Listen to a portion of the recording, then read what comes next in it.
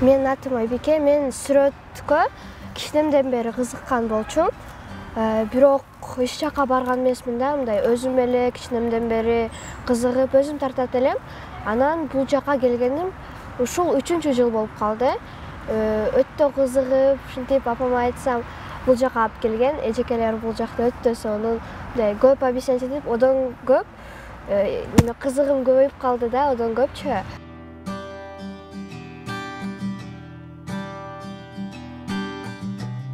Мен азыр böyle портретный жанрларга көбүрөөк кызыгып, анималистический жанрларга, мындай жаныбарларга көп кызыгам да, тарткандачы. Жана пейзаждарды, мындай мага кыштын пейзажын тартканды жагат. Мага өзү кыш аябай жагат. Цветтери сонун болот да, көк ушундай.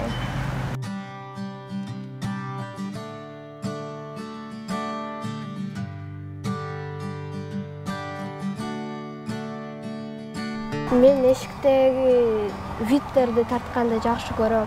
Эшиктерге чыгып, бардык пейзаж кылып, ошолорду запечатлеть эткенге жакшы көрөм. Ошон үчүн мен парктарга, адам көп жерлерге, сулуу жерлерге барып, сүрөттөрдү тартам.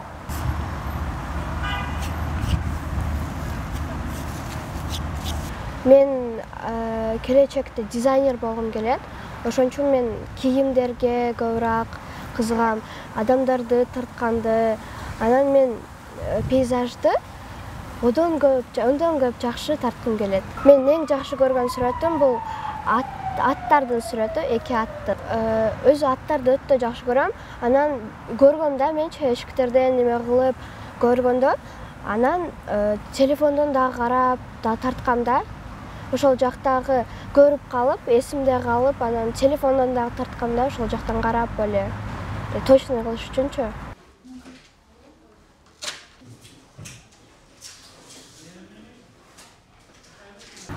Мен чоң атамдарды жакшы тарткан элем, бирок биздин үй бүлөдө анча сүрөтчүлөр көп эмес.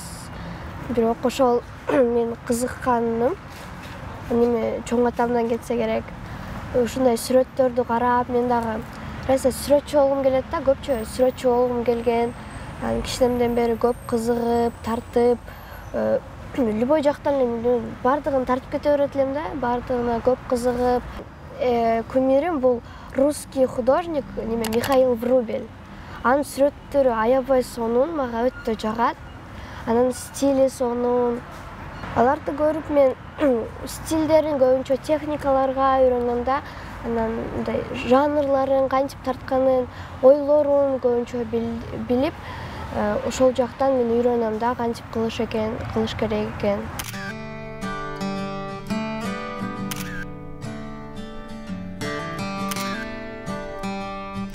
Мага жалбырак тартыш үчүн кызыл менен сары цветтер керек. Ошолорду смешать этип, биз оранжевыйды алабыз. Анан бир слойдон полный бардык жерди перекрыть этебиз да, бардыгын. Мен көбүнчө элестетип тартам. Элестетип тартканга көрүп эмес, элестетип тартканга көбүрөөк кызыгам да. Мен үйдө болгондо, өзүм болгондо көбүнчө тарткым келет. Бирөөнүн жанында анча көп тарткым келбейм да. Өзүм отурганда үйдө ошондо көбүнчө тарткым келет.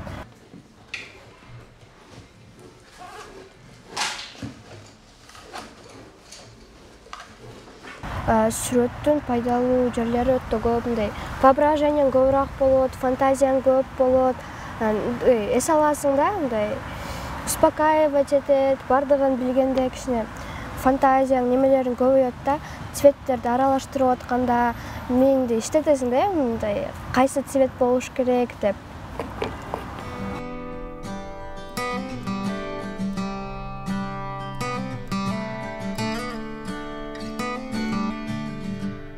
Көбүнчө өзүм отуруп үйдө бардыгын эле аралаштыра бергем да, билиш үчүн кайсы цветти аралаштырса кандай цвет чыгат. Ошентип мен үйдө дагы өзүм ушундай кызыга берет элем да, кантип чыгат депчи. Ошентип мен бардык цветтерин аралаштырып, айкалышын билип калгам.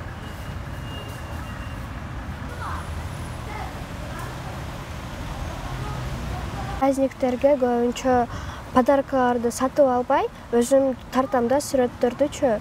Ар бир праздниктерге, майрамдарга өзүм сүрөт тартып берем.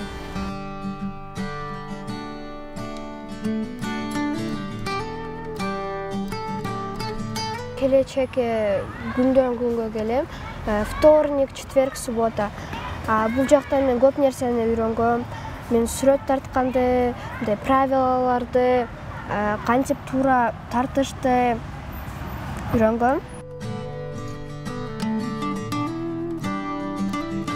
Сүрөтчүлүк адамдарда өздөрүнө талант болот, бирок аларга тартып туруш керек да, өнүгүп, профессионал немелерди карап, үйрөнүш керек да. Жөн эле адам тартпай эле талант деп жүрө берсе, анча көп нерсеге үйрөнө албайт. Ошон үчүн мен келечекке келип үйрөнүп турам.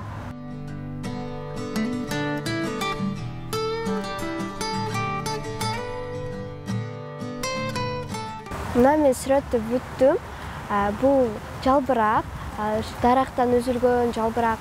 Азыр күз мезгилинде булдай жалбырактар аябай көп. Мен мындай сүрөт тартканга 5 мүнөт эле кетет. Бирок сүрөттүн тартылышына, татаалдыгына ушундай карайт да. Сүрөт ушундай оңой эле болсо, 5 мүнөттө эле бүтүрүп койсо болот. Бирок кыйыныраак, татаалдыраак болсо, 1-2 саатка чейин кетет да, же көбүрөөк 1-2 күндөй кетип калат да.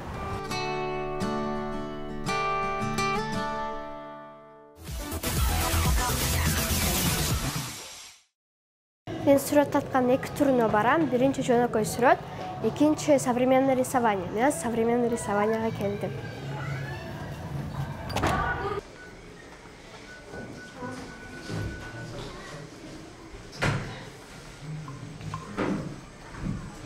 Мен Айбыс Пейнттен сүрөттөрдү тартам.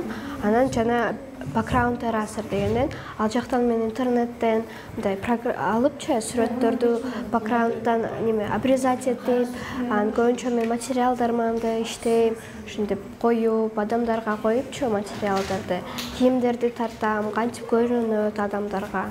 Мен келечекте дизайнер болгум келет, ошон үчүн мен азырдан бери тартканды үйрөнөм. Телефондон тарткан оңоюраак, ошон үчүн мен телефондон тартканды үйрөнгүм келет.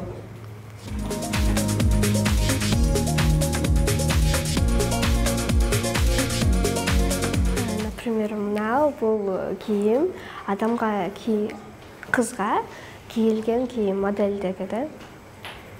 Канча убакыт кетет ушул? Бир бул дагы татаалдыгына неме болот. Келкилери 2-3 саат болуп калат, оңойлору 1 саат жарым ушундай болот да.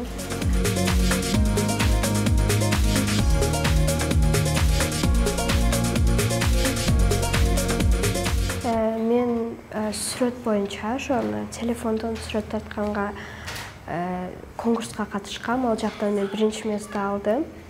Мен ошо открыткага окшош, открыткага сыяктуу сүрөт менен катышкам 8 мартка 23 февралга. 2022 жылы мен бир конкурска катышкам, 15 мамлекет болгон. Ал жакта аябай көп сүрөттөр болгон, бирок мен биринчи место алгам. Мен аябай сүйүнгөм.